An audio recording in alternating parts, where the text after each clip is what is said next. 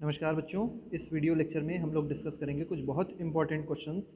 और जो important questions होंगे ये केमिस्ट्री के और फिजिक्स के क्लास 10th के हम लोग डिस्कस करेंगे। तो फर्स्ट क्वेश्चन देखते हैं। फर्स्ट क्वेश्चन में कहा गया है डिफाइन वैलेंसी। तो वैलेंसी क्या होती है? Combining capacity of an element is called valency. ये 1 नंबर का क्वेश्चन आता है बोर्ड में। नेक्स्ट क्वेश्चन पूछा गया है state the two limitations of Mendeleev classification. तो मेंडलीव की जो पीरियोडिक टेबल है या मेंडलीव की जो क्लासिफिकेशन ऑफ एलिमेंट है उसमें अगर आप देखेंगे तो इसके 2 लिमिटेशंस आपको मिलेंगे कि मेंडलीव आइसोटोप की पोजीशन नहीं बता पाए थे। ठीक है, सबसे पहली चीज़ क्या है? आइसोटोप्स की पोजीशन के बारे में मेंडलीव नहीं बता पाए थे। और दूसरा जो पोजीशन हाइड्रोजन की थी, ठीक है, तो हाइड्रोजन की पोजीशन के बारे में भी मेंडलीव नहीं बता पाए थे। तो ये दोनों आंसर्स इसके सही हो जाएंगे। कुछ और भी लिमिटेशंस हैं, जैसे कुछ जगह पे मेंडलीव की पीरियड टेबल में कुछ जगह पे ये देखा गया था कि जो एटॉमिक मासेस था वो इंक्रीजिंग ऑर्डर में अरेंज नहीं था। किस में अरेंज था? डिक्रीजिंग ऑर्डर में अरेंज कर दिया था, so as to satisfy the properties. तो ये सब कुछ इसकी मेंडलीव के क्लासिफिकेशन की लिमिटेशंस हैं जो हमको याद करके रखनी है। नेक्स्ट देख लेते हैं question number 3। Which element exhibit the property of catenation to maximum extent in why. तो देखिए कैटिनेशन की प्रॉपर्टी सबसे ज़्यादा किस में होती है? तो कार्बन में होती है। सबसे पहली बात तो आपको याद रखनी है कि कार्बन में कैटिनेशन सबसे ज़्यादा होता है। क्यों सबसे ज़्यादा होता है? क्योंकि कार्बन का अगर आप शेप देखेंगे, साइज़ देखेंगे कार्बन का, तो कार्बन का साइज़ छोटा होता है। ठीक है, स्मॉल साइज़ होता है कार्बन का, जिसकी वजह से ये क्या कर सकता है? ये स्ट्रॉन्ग बॉन्ड फॉर्म कर सकता है। ठीक है, और स्ट्रॉन्ग बॉन्ड फॉर्म करेगा तो वो स्टेबल हो जाएगा, और स्टेबल हो जाएगा इसका मतलब वो बहुत सारे एलिमेंट के साथ कंबाइन कर सकता है। और साथ ही साथ इसके पास टेट्रावैलेंसी होती है, जिसकी वजह से भी सेल्फ लिंकिंग प्रॉपर्टी इसके पास कहीं ना कहीं होती है। तो ये सारी की सारी चीज़ें आप लोग इसमें लिख सकते हैं। नेक्स्ट देखते हैं, name a cyclic unsaturated carbon compound and draw its structure. तो देखिए अनसैचुरेटेड है, अनसैचुरेटेड का मतलब होता है जिसमें एक एसिड बॉन्ड हो, डबल बॉन्ड हो। ठीक है, तो अनसैचुरेटेड कार्बन कंपाउंड को अगर आप देखेंगे तो इसका बहुत अच्छा एग्जाम्पल होता है बेंजीन। ठीक है, तो बेंजीन इसका बहुत अच्छा एग्जाम्पल हो जाएगा। बेंजीन इसका फॉर्मूला होता है C6H6। और अगर आप इसका स्ट्रक्चर बनाने की कोशिश करेंगे तो देखिए आपको क्या करना होता है, हेक्सागन बनाना होता है, और सारे साइड्स पे सारे जो वर्टिसेस होते हैं उस पर आप कार्बन अटैच कर दीजिए। ठीक है, इसके बाद क्या करना होता है, अल्टरनेट डबल बॉन्ड लगानी होती है, तो आप अल्टरनेट डबल बॉन्ड आप यूज़ कर लीजिए।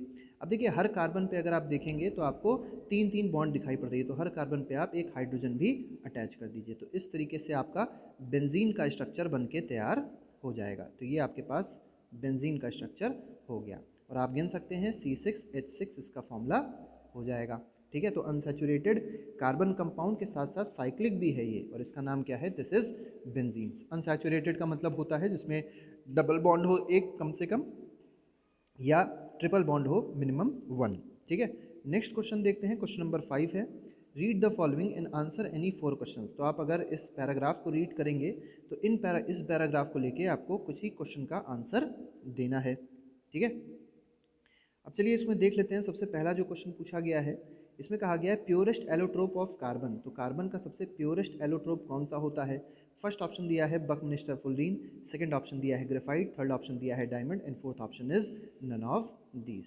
तो प्योरेस्ट एलोट्रोप ये आपको खुद कमेंट बॉक्स में लिख के बताना है कि इसका आपको आंसर क्या लगता है। ठीक है, नेक्स्ट हम लोग इस क्वेश्चन का आंसर हम लोग कमेंट बॉक्स में जो डिस्क्रिप्शन बॉक्स होता है उसमें डाल भी देंगे। नेक्स्ट क्वेश्चन, क्वेश्चन नंबर 2 देखते हैं। Diamond is hard due to. तो डायमंड की हार्डनेस क्यों होती है? क्योंकि उसके पास स्ट्रॉन्ग कोवेलेंट बॉन्ड होती है। ठीक है, इस वजह से डायमंड क्या हो जाएगा? हार्ड हो जाएगा। ठीक है, इसके बाद नेक्स्ट क्वेश्चन पे आते हैं। नेक्स्ट क्वेश्चन देखते हैं। नेक्स्ट क्वेश्चन में क्या कहा गया है? क्वेश्चन नंबर 3 है, वैलेंसी ऑफ कार्बन। कार्बन की वैलेंसी पूछी गई है, तो कार्बन की वैलेंसी क्या हो जाएगी? 4 हो जाएगी। Next question is question number 4। इसमें कहा गया है carbon forms strong bond due to. तो कार्बन स्ट्रॉन्ग बॉन्ड क्यों फॉर्म करता है? क्योंकि इसका साइज कैसा होता है? स्मॉल होता है। Next question is question number 5। Question number 5 देख लेते हैं।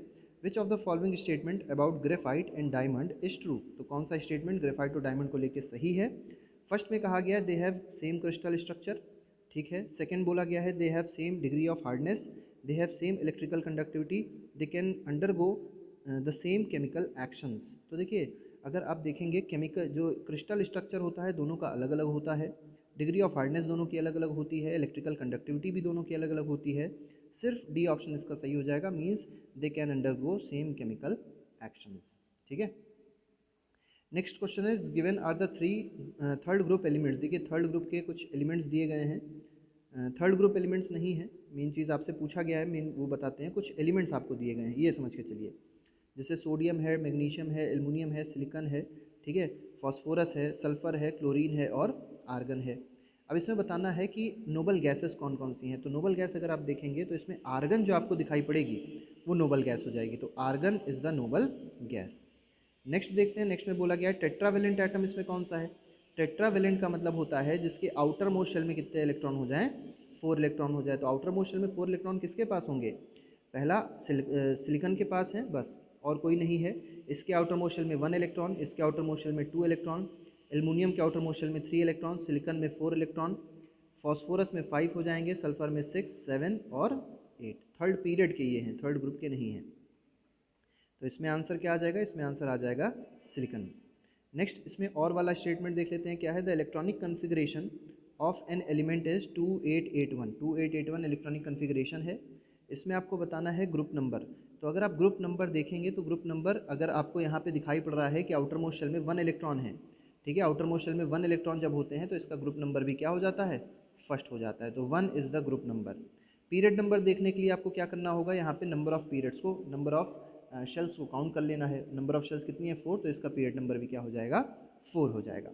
नेक्स्ट पूछा गया है whether it is a metal और अ नॉन मेटल। तो आउटर मोस्ट शेल में 1 इलेक्ट्रॉन है क्योंकि ये लूज़ करेगा, लूज़ करेगा इसका मतलब ये इलेक्ट्रो पॉजिटिव होगा, और इलेक्ट्रो पॉजिटिव कौन होते हैं, मेटल्स होते हैं, ठीक है। नेक्स्ट क्वेश्चन देखते हैं, गिव रीज़न फॉर, यहाँ पे देखिए बोला गया है draw the electron dot structure of ethane. तो ईथेन का सबसे पहले आपको फॉर्मूला पता होना चाहिए, C2H6 होता है, ठीक है। CnH2n+2 से अगर आप करेंगे तो C2H6 मिलेगा। अब कार्बन आप 2 बना लीजिए, कार्बन के पास इलेक्ट्रॉन कितने होते हैं, 4 होते हैं, तो आप 4 इलेक्ट्रॉन्स बना लीजिए, ठीक है, 3 और 4। सिमिलरली इसके इस वाले पास पे भी कार्बन पे आप 4 इलेक्ट्रॉन्स बना लीजिए, और फिर क्या करना है आपको, हर जगह पे एक हाइड्रोजन लगा देना है, ठीक है। इसका फिर से थोड़ा सा बड़ा डायग्राम बनाने की कोशिश करते हैं।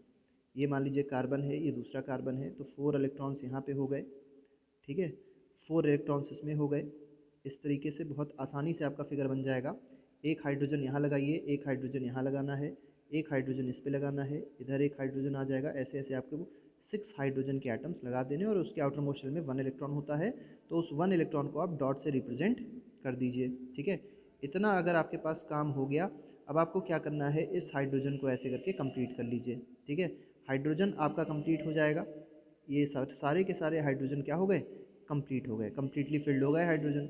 अब हाइड्रोजन कंप्लीट होने के बाद आप कार्बन को फिल कर लीजिए। तो देखिए 4 कार्बन के पास खुद इलेक्ट्रॉन थे, 5वां इस हाइड्रोजन से आएगा, 6ठा इस वाले से, और 7वां इस वाले से, 8वां इस कार्बन से आ जाएगा। तो आपको क्या करना है, कुछ इस तरीके से एक सर्कल को बना लेना है। सर्कल हमारा नहीं बन पा रहा है, लेकिन आपको सर्कल बनाने का प्रयास करना है। इसके बाद सेकेंड वाला देखेंगे, जो लेफ्ट वाला कार्बन है, इसके पास 8 एटम्स, 8 इलेक्ट्रॉन्स कैसे हो पाएंगे, तो इस तरीके से इसके पास भी 8 इलेक्ट्रॉन्स कम्प्लीटली फिल हो जाएंगे। तो ये हमारा स्ट्रक्चर हो जाएगा किसका, ईथेन का। और देख सकते हैं आप लोग यहाँ पे एक सिंगल बॉन्ड आपको मिल जाएगी, ठीक है। तो अगर इसका बॉन्ड स्ट्रक्चर बनाना है तो ऐसे आ जाएगा, C सिंगल बॉन्ड C, और ये सारे के सारे क्या हो जाएंगे, यहाँ पे H हो जाएंगे, ठीक है। तो ये बात आपको याद रखनी है ईथेन का स्ट्रक्चर बनाने के लिए। नेक्स्ट क्वेश्चन देखते हैं, right the formula for first 2 members of alkyne family. अब देखिए एल्काइन में अगर पहला मेंबर देखेंगे क्या होता है, तो इथाइन होता है, ठीक है। पहला मेंबर इथाइन होता है, और दूसरा मेंबर क्या हो जाएगा, प्रोपाइन हो जाएगा, PROPYNE, क्योंकि मिथाइन एग्जिस्ट नहीं करता इसमें। अब जनरल फॉर्मूला अगर देखेंगे तो क्या होता है, CnH2n-2 होता है एल्काइन का। तो अगर इसमें अगर आप पुट करेंगे, एथ का मतलब होता है n की वैल्यू हो जाएगी एथ में 2, तो अगर वैल्यू अगर आप 2 पुट करेंगे तो C2H2 आ जाएगा पहला, और दूसरे का क्या आ जाएगा, जब n की वैल्यू आप 3 पुट करेंगे तो आ जाएगा C3, और 3 2 जा 6 -2H4। तो ये आपके आंसर्स हो जाएंगे क्वेश्चन नंबर 7 के। नेक्स्ट क्वेश्चन देख लेते हैं, व्हाट आर हाइड्रोकार्बन्स। तो ऐसे compounds that are made of only hydrogen and carbon are called hydrocarbons. Write the name and general formula of saturated hydrocarbon. अब देखिए सैचुरेटेड हाइड्रोकार्बन का मतलब क्या होता है, एल्केन्स होता है, ठीक है। तो याद रखिएगा यहाँ पे एल्केन्स की बात हो रही है, और एल्केन्स का जनरल फॉर्मूला क्या होता है, CnH2n+2 होता है, ठीक है। नेक्स्ट बोला गया है अनसैचुरेटेड हाइड्रोकार्बन। अब अगर अनसैचुरेटेड हाइड्रोकार्बन को देखा जाए तो यहाँ पे क्या आ जाएगा, तो एल्कीन आ जाएगा, और क्या आ जाएगा, एल्काइन आ जाएगा, ठीक है। तो एल्कीन और एल्काइन आपके पास स्ट्रक्चर आ जाएंगे। अब structure of one of the hydrocarbon of each, तो तो आप इसका भी एक स्ट्रक्चर बना दीजिए। जैसे एल्कीन आपके पास है ईथीन, ठीक है, ईथीन का फॉर्मूला क्या होता है, ईथीन का फॉर्मूला होता है C2H4।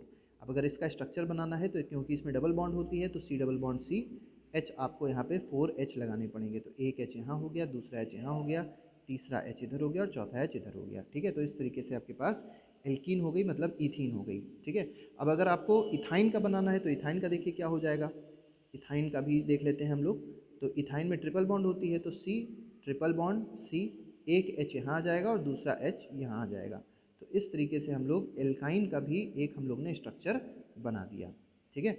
नेक्स्ट क्वेश्चन देखते हैं। Next question is name any two metalloids. कोई भी दो मेटेलॉइड, आपको पता है सिलिकॉन हो गया, आर्सेनिक हो गया, जर्मेनियम हो गया, बोरॉन हो गया, बहुत सारे मेटेलॉइड होते हैं। मेटेलॉइड क्या होते हैं, मेटेलॉइड ऐसे एलिमेंट होते हैं जिनके पास मेटल की भी प्रॉपर्टीज़ होती है और नॉन मेटल की भी प्रॉपर्टीज़ होती है, ठीक है।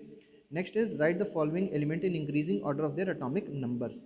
इसको आपको एटॉमिक नंबर के इंक्रीजिंग ऑर्डर में लिखना है, मतलब सबसे छोटा सबसे पहले लिखा जाएगा और सबसे बड़ा सबसे लास्ट में। तो सबसे छोटा इसमें क्या आ जाएगा, लिथियम आ जाएगा, इसके बाद क्या आ जाएगा, मैग्नीशियम आ जाएगा, और इसके बाद क्या आ जाएगा, एल्यूमिनियम आ जाएगा। और याद रखिएगा जो साइन रहेगा वो इस तरीके का रहेगा। नेक्स्ट क्वेश्चन देख लेते हैं इसी में, क्वेश्चन पार्ट सी है, give the electronic configuration of following elements. तो जो एलिमेंट दिए गए हैं उनका इलेक्ट्रॉनिक कन्फिग्रेशन बताना है। फॉस्फोरस, फॉस्फोरस के पास एटॉमिक नंबर कितना होता है, 15 होता है, तो इसका कन्फिग्रेशन क्या हो जाएगा, 2,8,5 हो जाएगा। पोटेशियम अगर आप देखेंगे, ठीक है, तो पोटेशियम का कितना होता है, पोटेशियम का होता है 19, तो 19 का क्या हो जाएगा, 2,8,1। तो इस तरीके से इलेक्ट्रॉनिक कन्फिग्रेशन हम लोग दोनों का कर सकते हैं। टू मेंबर्स के बारे में पूछा गया है, ग्रुप 2 और ग्रुप 17 के। तो फर्स्ट टू मेंबर्स जो ग्रुप 2 के होते हैं, तो ग्रुप 2 को एलिमेंट्स को याद करने के लिए हमने आपको बताया था, बेटा मांगे कार स्कूटर बाप राजी। तो बेटा Be हो गया बेरिलियम, और मांगे मतलब मैग्नीशियम।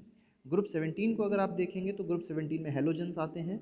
हेलोजेंस में क्या होता है, फ्लोरीन सबसे पहले होता है, फिर क्लोरीन होता है, फिर ब्रोमीन होता है और फिर आयोडीन होता है। तो फर्स्ट टू एलिमेंट्स कौन से हो जाएंगे, फ्लोरीन और क्लोरीन हो जाएंगे, ठीक है। State the modern periodic law. अब आपको बताना है मॉडर्न पीरियोडिक लॉ क्या होता है। तो मॉडर्न पीरियोडिक लॉ कहता है कि द प्रॉपर्टीज़ ऑफ एलिमेंट्स, जो एलिमेंट्स की प्रॉपर्टीज़ होती हैं, properties of elements are periodic function